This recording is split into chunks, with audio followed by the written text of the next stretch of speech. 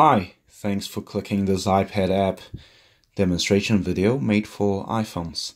Now, before we start anything, make sure in your tracker that you have called the SIM card provider such as Vodafone, 2 Degrees or Spark, and make sure that you put credit into it as well as activate the SIM card, just so that when we add your tracker into the app here, everything will come online and start working as it should. Now, the iPad app that we're going to be demonstrating you can be downloaded through at the App Store under iPet GPS trackers. Once that's done, you can then make sure that the iPad app is on your main screen over here. The iPad app is made specifically for the Petrek GPS unit as well as the Petrek 3G unit. Alright, so once you've downloaded the iPad app, simply just click it open, and it should start off with a map view, but with no track on it. But before we add any tracker onto your app, make sure you go to the settings button. LBS Assist, make sure that is off. What LBS Assist is that when there's no GPS signal, so when the tracker is indoor where a GPS signal cannot get through, it will connect to a near cell tower for a location. The problem with New Zealand and Australia is our locations are very far apart. So last thing you want to do is freak out pet owners thinking that their cat or dog is 1 or 3 kilometers away. So make sure that's off, which will prompt the trackers to only show you an update when there is GPS signal, so you'll always get a more accurate update in that way. With the map mode, make sure you select hybrid, and in the history display, if you got iPhone 5 or 6 and upwards, we recommend that you use the events button, just because it shows more information in history. If you have an older phone such as an iPhone 4, leave it at normal, otherwise you may get too much lag while using your phone. As for privacy and metric, just ignore those. Privacy protection is simply for corporation phones where security is required. So once that's done, just go back out. So the next thing you want to do is probably talk about the icons up here, which you will see once you have added your tracker. If you see a ZZZ icon up here later on, that means your tracker is not moving. It's probably sleeping, so your cat or dog is just lazing around and not doing much. If you see a GPS satellite icon, that usually means the tracker is updating and it has GPS signals, so therefore it is going to be quite accurate on its location. If you see a cell tower one, that usually means there's cell tower location, but there isn't GPS, so your dog or cat is likely indoors, and it's currently only connected to a GSM tower.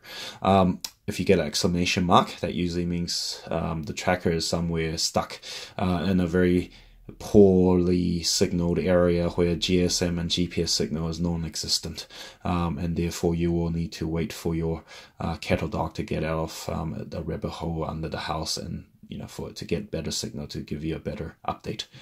All right, once that's up, you can press the left button here and add tracker. And at the back of your Petrek GPS tracker or your Petrek 3G tracker, there should be an IMEI number, or this will be stickered on your main box as well. So all you have to do is type in or scan that number in, 359 or 344 or 355. It's usually a 9 to 12 digit IMEI code, and just need to press OK when it's done. When you've pressed OK, it should appear here like this with the IMEI number that you just pressed in. Now, just to finish off the left menu here, the location history is pretty easy to use. So for example, if I wanted to see where this tracker has been all day today, or where this dog has been, you can see it's quite a quiet dog, doesn't go much, it just went across the road and back. You can also look at certain details. So if this is showing all purple, that usually means it's very, very poor GPS signal, so it's most likely the tracker is just sitting indoor. If you get a bit of green, that's good, but you need at least 4 or 5 greens for it to be accurate GPS signal, where it gets as accurate as 2 to 10 meters of accuracy. If you get anywhere less than 2 to 3 green bars here on the history, that means the tracker is likely indoor and it is getting a GPS signal being bounced in from the outside through the building's windows. So in cases like this, you want to be looking for garages and stuff like that around the area for your missing cat or dog. Right. Once you're done, there's the geofencing as well, and what you want to do is enable the detection.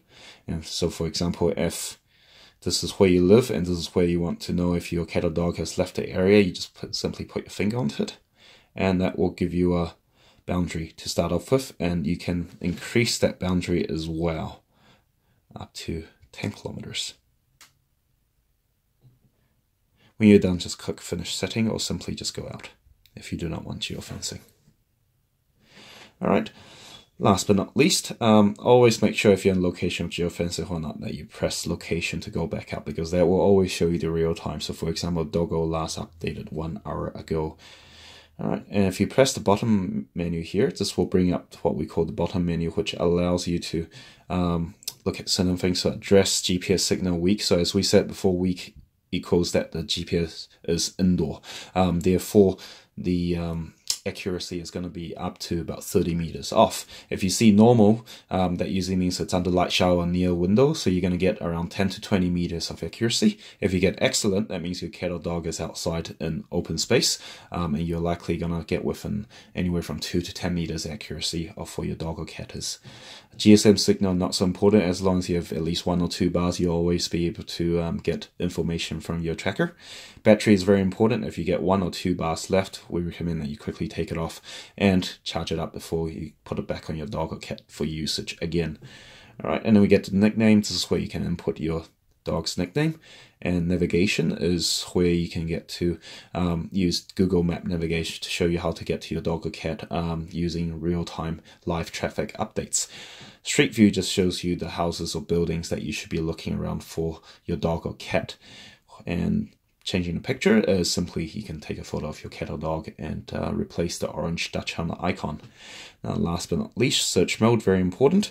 Normal mode is what most people use if they have very naughty dogs that like to run away a lot, or cats that travel quite far. You get updates every 5 minutes, but the battery life will need to be recharged every 8 to 12 hours. So most people put it on in the morning, go to work, come back, take it off, and bring their cats in.